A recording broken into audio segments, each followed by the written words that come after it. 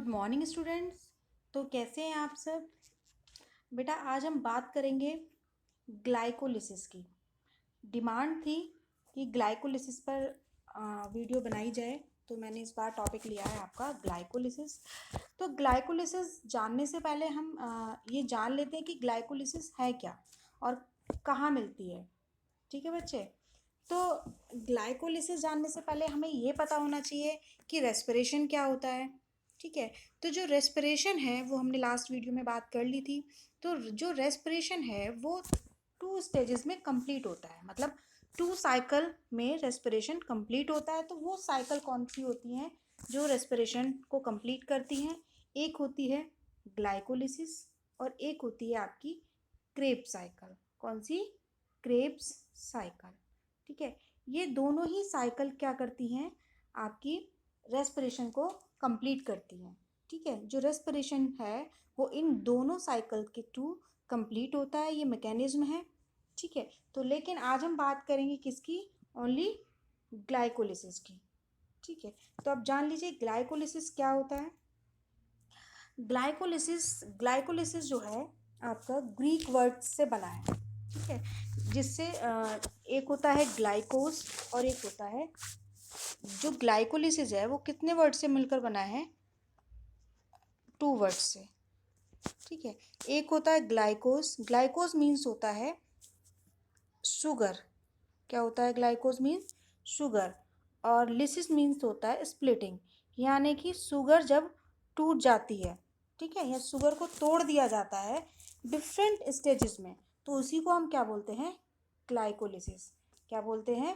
Glycolysis. याद रखना, जिसमें किसको तोड़ा जाता है? ग्लूकोज को तोड़ा जाता है या शुगर को तोड़ा जाता है। ग्लाइकोज मतलब ग्लूकोज। ठीक है। ग्लूकोज मतलब शुगर। तो शुगर को जिसमें तोड़ा जाता है डिफरेंट स्टेजेस में, उसको हम क्या बोलते हैं? ग्लाइकोलिसिस। ये वर्ड किससे बना है? ग्रीक वर्ड से। ठीक है। इसको बच्चे ईएमपी पाथवे भी बोलते हैं। किसको? ग्लाइकोलिसिस को। ये क्वेश्चन इंपॉर्टेंट है, पूछ लिया जाता है कि ग्लाइकोलिसिस का दूसरा नाम क्या होता है, तो आपको पता होना चाहिए ग्लाइकोलिसिस का दूसरा नाम क्या होता है? EMP pathway. ईएमपी की फुल फॉर्म होती है, E means Embden, M means Meyerhof, P means Parnas. कहीं कहीं बुक में पारनास भी लिखा होता है, कहीं कहीं बुक में पाथवे भी लिखा होता है। पारनास इसलिए नहीं दिया होता क्योंकि पारनास का कम रोल था इसमें, ये साइंटिस्ट के नाम है। ई मीन्स एम्बडन, यानी कि उनका पूरा नाम क्या था? अगर हम पूरे नाम की बात करें तो गौस्तव एम्बडन, ओटो मेयरहॉफ एंड जे पारनास। ये वो साइंटिस्ट थे जिन्होंने इसमें पार्टिसिपेट किया था, इसकी सर्च की थी, किसकी? ग्लाइकोलिसिस की। इन्हीं के ही मतलब नाम से ही क्या बन गया? ये ईएमपी पाथवे बन गया। ठीक है। तो इसका अदर नेम क्या होता है? EMP pathway. बच्चे ये जो रिएक्शन है या जो ये प्रोसेस है ग्लाइकोलिसिस की, ये कहाँ कंप्लीट होती है? ये कंप्लीट होती है साइटोप्लाज्म में। कहाँ पर? साइटोप्लाज्म में। अब आप ये सोच रहे होंगे कि साइटोप्लाज्म में ही कंप्लीट क्यों होती है? क्योंकि बच्चे जो भी एंजाइम्स इस ग्लाइकोलिसिस को कंप्लीट होने में यूज होते हैं वो कहाँ मिलते हैं? साइटोप्लाज्म में ही मिलते हैं। इसलिए ये कहाँ पर होती है? साइटोप्लाज्म में ही होती है। कौन सी रिएक्शन? ग्लाइकोलिसिस। ठीक है बच्चे। आगे देख लीजिए कि जो ये ग्लाइकोलिसिस है ये किस में मिलती है? एनारोबिक ऑर्गेनिज्म में मिलती है। एनारोबिक ऑर्गेनिज्म कौन से होते हैं? जो विदाउट ऑक्सीजन के क्या करते हैं? रेस्पिरेशन करते हैं, उन्हें हम क्या बोलते हैं? Anaerobic organism. और ऐसे ऑर्गेनिज्म जो एनारोबिक ऑर्गेनिज्म होते हैं उनमें कौन से वाला रेस्पिरेशन मिलता है? एनारोबिक रेस्पिरेशन मिलता है। ठीक है। तो यानी कि जो ग्लाइकोलिसिस है वो किस में मिलती है? एनारोबिक ऑर्गेनिज्म में देखने को मिलती है। इसमें शुगर क्या होती है? डिफरेंट स्टेजेस में होती हुई पायरुविक एसिड में चेंज हो जाती है। यानी कि जो शुगर है वो डिफरेंट स्टेजेस से होती हुई किस में चेंज होती है? पायरुविक एसिड में। ठीक है। याद रखेंगे लास्ट का जो इनका प्रोडक्ट है वो क्या बनता है? पायरुविक एसिड बनता है। ठीक है। अगर हम बात करें प्लांट्स की, तो प्लांट्स में जो सुक्रोज है या जो ग्लूकोज है वो किससे ड्राइव्ड हुई है? सुक्रोज से ड्राइव्ड हुई है, बनी है। ठीक है। आपको याद रखना है ग्लूकोज किससे बनी है? सुक्रोज से ही बनी है। ठीक है बच्चे। अब बात करते हैं हम किसकी? ग्लूकोज की। यानी कि हमने ये तो इसका बेसिक जान लिया। अब देख लीजिए बच्चे, जो ग्लूकोज है वो इसमें सबसे पहले हम ग्लूकोज को ही तोड़ेंगे। किसको तोड़ेंगे? ग्लूकोज को ही। तो देख लीजिए, तोड़ने के लिए एक चीज़ और मैं बता दूं कि बच्चे जो ये ग्लाइकोलिसिस है ये 10 स्टेजेस में कंप्लीट होती है। कितने स्टेप आते हैं इसमें? 10 स्टेप आते हैं। ये भी एग्जाम में आपसे पूछ लिया जाता है ये कितने स्टेजेस में कंप्लीट होती है। तो कितने में होती है? 10 स्टेजेस में। तो जिसमें पहला आ जाता है आपका क्या? पहला आ जाता है फॉस्फोराइलेशन। क्या होता है? फॉस्फोराइलेशन। ठीक है, आपको याद रखना है।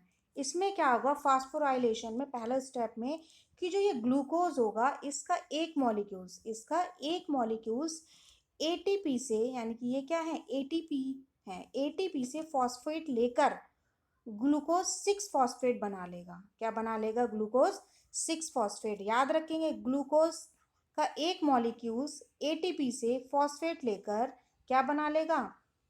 ग्लूकोज 6 फॉस्फेट बना लेगा। और यह जो रिएक्शन है किसकी प्रेजेंस में कंप्लीट होगी? हेक्साकाइनेज। किसकी प्रेजेंस में कंप्लीट होगी? हेक्साकाइनेज की प्रेजेंस में कंप्लीट होगी। ये क्या है? एंजाइम है। क्या है ये? एंजाइम है। तो याद रखेंगे, ग्लूकोज किसके साथ? एटीपी के साथ मिलकर किसके? हेक्साकाइनेज की प्रेजेंस में क्या बनाएगा? Glucose 6 phosphate. क्या बनाएगा? Glucose 6 phosphate. और यहाँ पर मैग्नीशियम आयन काम करेगा। क्या काम करेगा? Magnesium ion. ठीक है बच्चे, ये तो हो गया आपका फर्स्ट स्टेप। सेकंड स्टेप की अगर हम बात करें, सेकंड स्टेप में क्या होता है? सेकंड स्टेप को बोलते हैं हम आइसोमराइजेशन। क्या बोलते हैं? आइसोमराइजेशन। याद रखेंगे, क्या बोलते हैं इसको?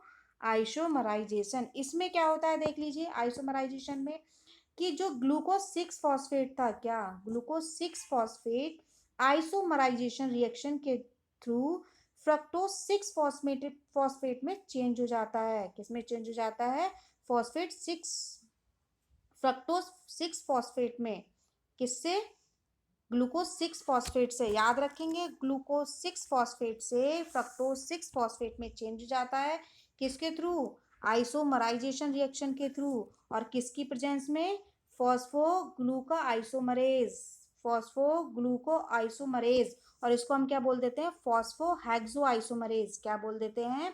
फॉस्फोहेक्सो आइसोमरेज। याद रखेंगे, फॉस्फोग्लूको आइसोमरेज भी बोल सकते हैं, फॉस्फोहेक्सो आइसोमरेज भी बोल सकते हैं।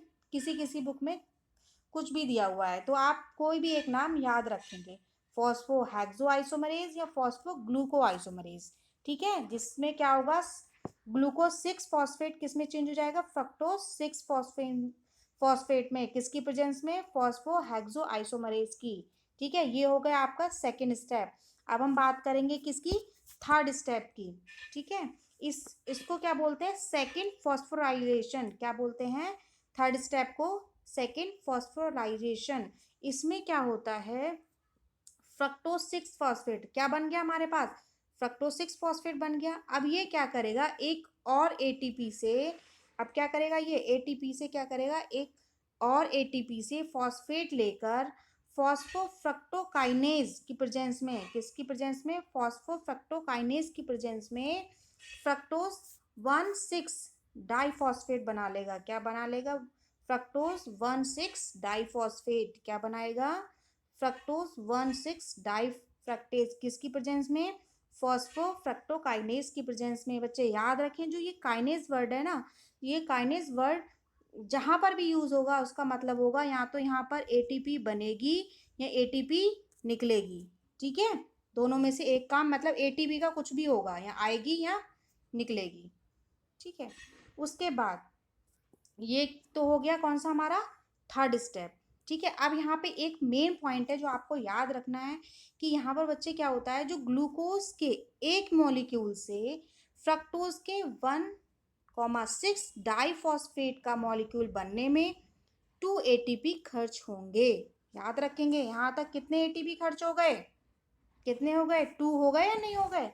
देखा होगा आपने, 2 हो गए। एक ये है और एक ये है स्टार्टिंग में।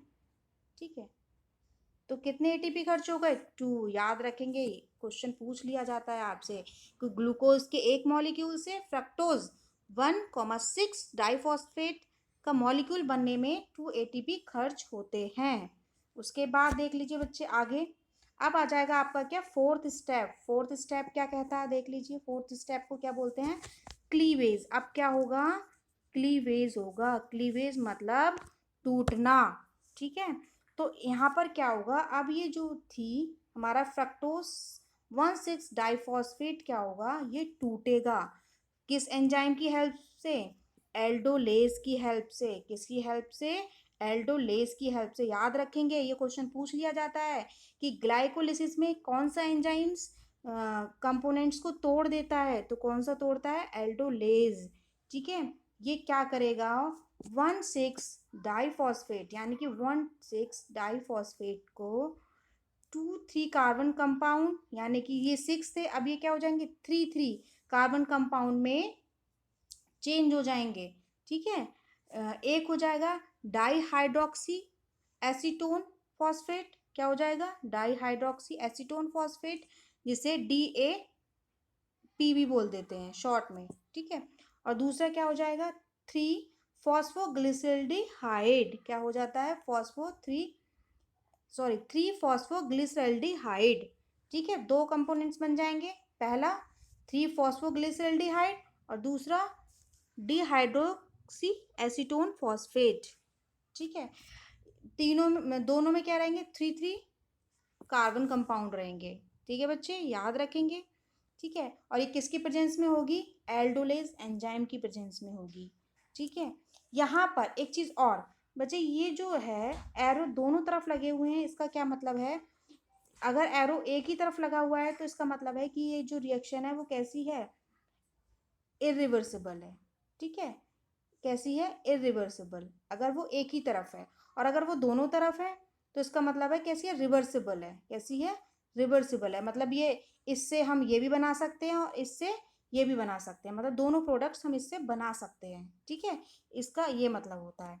आगे देख लीजिए, हमने कहाँ तक देख लिया, हमने ये देख लिया एल्डोलेज से क्या हो गया, ये 3 3 कंपाउंड्स के दो कंपाउंड्स हमारे बन गए। अब देखो आगे क्या होता है, ये देख लीजिए कहाँ कितने स्टेप हो गए, ये 4 स्टेप हो गए, ठीक है बच्चे। अब देखिए इसमें एक चीज़ हमें याद रखनी है कि जो आगे की रिएक्शन है, ओनली 3 फॉस्फोग्लिसरल्डिहाइड काम आता है। जो आगे की रिएक्शन है उसमें सिर्फ क्या काम आता है, 3 फॉस्फोग्लिसरल्डिहाइड काम आता है। ये क्या करता है, डिहाइड्रोक्सी एसीटोन फॉस्फेट, यानी कि ये, ठीक है, ये क्या होता है इसमें, डिहाइड्रोक्सी एसीटोन फॉस्फेट 3 फॉस्फोग्लिसरल्डिहाइड में चेंज हो जाता है। क्या होता है इसमें, ये कौन सा, डिहाइड्रोक्सी एसीटोन फॉस्फेट, ये किस में चेंज हो जाता है, 3 फॉस्फोग्लिसरल्डिहाइड में चेंज हो जाता है, ठीक है बच्चे। फिर से देख लीजिए कि फ्रक्टोज 1,6-डाइफॉस्फेट, यानी कि ये क्या, ये फ्रक्टोज 1,6-डाइफॉस्फेट किस किस में चेंज होगा, 3 फॉस्फोग्लिसरल्डिहाइड में और डिहाइड्रोक्सी एसीटोन फॉस्फेट में, जिसे हम क्या बोलते हैं, DHAP, और इसको क्या बोलते हैं, PGAL, ठीक है। यहाँ पर रिएक्शन 2 में बढ़ गई है, ये भी हमें याद रखना है, ठीक है।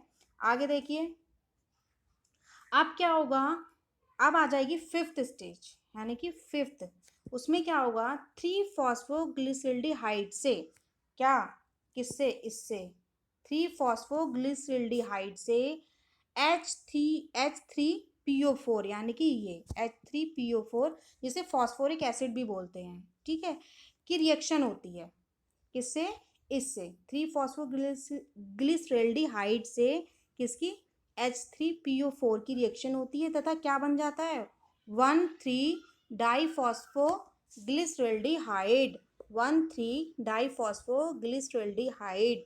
बड़ा टिपिकल से वर्ड है, बार बार बोलते हैं तब भी भूल जाते हैं, है ना, तो इनको बार बार रिपीट करना है तभी बोल पाएंगे, ठीक है। याद रखेंगे, किससे क्या बना, 3 फॉस्फोग्लिसरल्डिहाइड से, किससे, किसकी, उससे, किस रिएक्शन से, H3PO4 से क्या बनता है, 1,3 डाइफॉस्फोग्लिसरल्डिहाइड, ठीक है। उसके बाद अब क्या होगा, यहाँ पर अब तक हमने कितने मॉलिक्यूल्स लिए थे बच्चे, 1 लिए थे, लेकिन यहाँ से हम कितने मॉलिक्यूल्स लेते हैं, 2 मॉलिक्यूल्स लेते हैं, क्यों, क्यों, क्योंकि ये 2 में बढ़ गई है, रिएक्शन जो है कहाँ पर बढ़ गई है, 2 में, और किसने इसको तोड़ दिया, हाफ उसमें एल्डोलेज एंजाइम्स ने, ठीक है, ये भी याद रखना है। आगे देख लीजिए अब क्या होगा, अब आ जाएगी हमारी 6 स्टेप, ठीक है। 6 स्टेप में क्या होगा कि 1,3 डाई फॉस्फोग्लिसरल्डिहाइड का ऑक्सीडेशन होगा, यानी कि इसका क्या होगा, ऑक्सीडेशन होगा, ठीक है, और क्या बन जाएगा, ट्रायोज फॉस्फेट, ट्रायोज फॉस्फेट डिहाइड्रोक्सीजिनेज, क्या हो जाएगा, ट्रायोज फॉस्फेट डिहाइड्रोक्सीजिनेज एंजाइम की प्रेजेंस में होता है, किसका ऑक्सीडेशन होता है, इसका 1,3 डाईफॉस्फोग्लिसरल्डिहाइड का ऑक्सीडेशन होता है, किसकी प्रेजेंस में, ट्रायोज फॉस्फेट डिहाइड्रोजिनेज एंजाइम की प्रेजेंस में, ठीक है, याद रखेंगे ये है, इसकी प्रेजेंस में होगा क्या, ऑक्सीडेशन। फिर क्या होगा इस रिएक्शन में NAD+, क्या, NAD+, ये क्या है, NAD+, ये क्या करेगा, हाइड्रोजन एक्सेप्ट कर, हाइड्रोजन को एक्सेप्ट कर लेगा और क्या बना लेगा, NADH+H बनाता है, क्या बना लेता है, NADH+H आयन, हाइड्रोजन आयन को बना लेता है, ठीक है, ये याद रखना है, ठीक है। फिर से रिपीट कर रही हूँ, क्या, 1,3 डाईफॉस्फोग्लिसरल्डिहाइड किड्स के साथ मिलकर NAD+ के साथ मिलकर क्या करता है, किसकी प्रेजेंस में,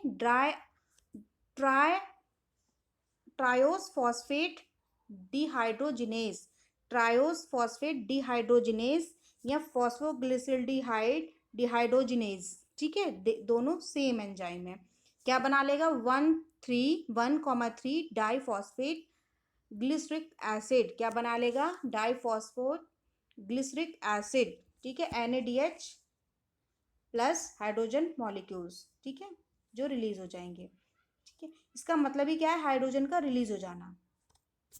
उसके बाद देख लीजिए फिर अब क्या होगा, क्या बन गए, ये बन गए 1,3 डाई फॉस्फोग्लिसरिक एसिड, ठीक है। अब क्या होगा, यहाँ पर एक चीज़ और इम्पोर्टेंट है, ये याद रखनी है, यहाँ पर जो मैं इम्पोर्टेंट चीज़ बता रही हूँ नोट डाल के लिख लेंगे कि 3 फॉस्फोग्लिसरल्डिहाइड से 1,3 डाईफॉस्फोग्लिसरिक एसिड बनने की रिएक्शन को हम क्या बोलते हैं, फॉस्फोराइलेशन, क्या बोलते हैं, फॉस्फोराइलेशन एंड ऑक्सीडेटिव डिहाइड्रोजिनेशन, और क्या बोलते हैं, ऑक्सीडेटिव डिहाइड्रोजिनेशन कहते हैं, ठीक है। अब क्या होगा बच्चे, अब 7th स्टेप में क्या होगी, अब तक क्या हुई, ATP आपकी खर्च हुई, ठीक है, अब क्या होगा, ATP बनेगी, 7th स्टेप में क्या होगा, ATP का फॉर्मेशन होगा, देख लीजिए क्या होगा इसमें, 1,3 क्या था, 1,3 डाईफॉस्फोग्लिसरिक एसिड, ठीक है, फॉस्फोग्लिसरिक एसिड क्या होगा, ट्रॉस फॉस्फोलिरेज, यानी कि ट्रॉस फॉस्फोलिरेज अथवा फॉस्फोग्लिसरिक काइनेज, वही किसकी प्रेजेंस में, फॉस्फोग्लिसरिक काइनेज, ठीक है, इसकी प्रेजेंस में 3 फॉस्फोग्लिसरिक एसिड में चेंज हो जाएगा, किस में चेंज हो जाएगा, 3 फॉस्फोग्लिसरिक एसिड में चेंज हो जाएगा, ठीक है, यानी कि अब क्या हो जाएगा, ATP से ATP का फॉर्मेशन, क्या होगा, ATP से, यानी कि यहाँ पे एक ATP बन जाएगी, क्या बन जाएगी, एक ATP बन जाएगी, देखो ये ATP से क्या बन रही है, एक ATP बन रही है। उसके बाद क्या होगा,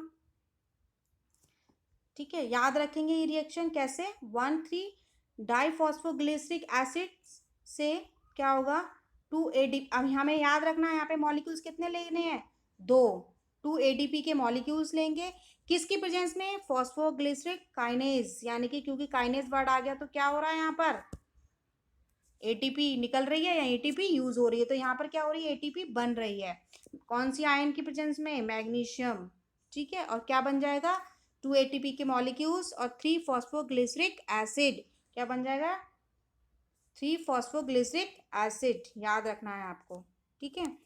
उसके बाद क्या होगा बच्चे, ये कौन सा स्टेप हो गया, 7th। अब 8th स्टेप में क्या होगा, देख लीजिए कि 3 फॉस्फोग्लिसरिक जो एसिड था वो एंजाइम क्या होगा, फॉस्फोग्लिसरिक म्यूटेज की प्रेजेंस में क्या बना लेगा, 2 फॉस्फोग्लिसरिक एसिड में चेंज हो जाएगा, यानी कि किसकी प्रेजेंस में, म्यूटेज एंजाइम की प्रेजेंस में, किसकी प्रेजेंस में, म्यूटेज एंजाइम। ये कौन सा एंजाइम है, म्यूटेज। म्यूटेज जो एंजाइम वो क्या करेगा, म्यूटेशन करेगा, मतलब जंप कर देगा या चेंज कर देगा। क्या करेगा कि ये 3 फॉस्फोग्लिसरिक एसिड, यानी कि इसको 3 फॉस्फोग्लिसरिक एसिड एंजाइम को फॉस्फोग्लिसरिक म्यूटेज की प्रेजेंस में, यानी कि फॉस्फोग्लिसरिक म्यूटेज की प्रेजेंस में किस में चेंज कर देगा, 2 फॉस्फोग्लिसरिक एसिड में। किस में चेंज कर देगा, 2 फॉस्फोग्लिसरिक एसिड में चेंज कर देगा। ठीक है बच्चे, ये याद रखना है। अब आ जाइए 9th स्टेप में क्या होगा, इसमें इसमें क्या होगा देख लीजिए कि ये है 9th स्टेप। इसमें देख लीजिए क्या हो जाएगा। यहाँ पे एक चीज़ और याद रखना है बच्चे कि यहाँ पे देखो H2O भी रिलीज होगा। क्या होगा, H2O रिलीज होगा, वाटर। ठीक है, उसके बाद देख लीजिए 9th स्टेप में 2 फॉस्फोग्लिसरिक एसिड से 2 फॉस्फोइनेल पायरुविक एसिड बनता है। ठीक है, क्या बनता है, 2 फॉस्फोइनोल पायरुविक एसिड बनता है तथा H2O रिलीज होता है। ठीक है, किससे, फिर से देख लीजिए क्या होगा इसमें, किससे, यानी कि जो 2 फॉस्फोग्लिसरिक एसिड था, ठीक है, इससे क्या होगा, किसकी प्रेजेंस में, इनोलेज की प्रेजेंस में। ठीक है, किसकी प्रेजेंस में, एनोलेज की प्रेजेंस में ये क्या है, एंजाइम है। किसमें चेंज हो जाएगा, 2 फॉस्फोइनेल पायरुविक एसिड। किसमें चेंज हो जाएगा, 2 phosphophenyl enzyme, sorry 2 phosphoenol pyruvic acid में चेंज हो जाएगा। किसमें हो जाएगा, 2 फॉस्फोइनोल पायरुविक एसिड में। ठीक है, 2 फॉस्फोइनोल पायरुविक एसिड को पीईपी कहते हैं, पैप भी बोलते हैं। ठीक है, अब बच्चे क्या हो जाएगा, यहाँ तक आपकी क्या हो गई, 2 ATP, सॉरी फर्स्ट एटीपी जो है बन गई। अब क्या होगा, सेकेंड एटीपी बनेगी किसमें, 10th स्टेप में। ठीक है, यानी कि ये आपका क्या हो जाएगा, 10th स्टेप हो जाएगा। इसमें क्या होगा, इस रिएक्शन में 2 फॉस्फोइनेल, यानी कि ये क्या, 2 फॉस्फोइनोल पायरुविक एसिड से क्या बनेगा, अब आपका पायरुविक एसिड बन जाएगा। किस एंजाइम की प्रेजेंस में, पायरुविक एसिड काइनेज की प्रेजेंस में। किसकी प्रेजेंस में, पायरुविक एसिड काइनेज की प्रेजेंस में क्या बन जाएगा, पायरुविक एसिड बन जाएगा। ठीक है बच्चे, इस तरीके से ये आपकी क्या होती है, लास्ट जो आपका प्रोडक्ट बनता है क्या बनता है, पायरुविक एसिड बनता है।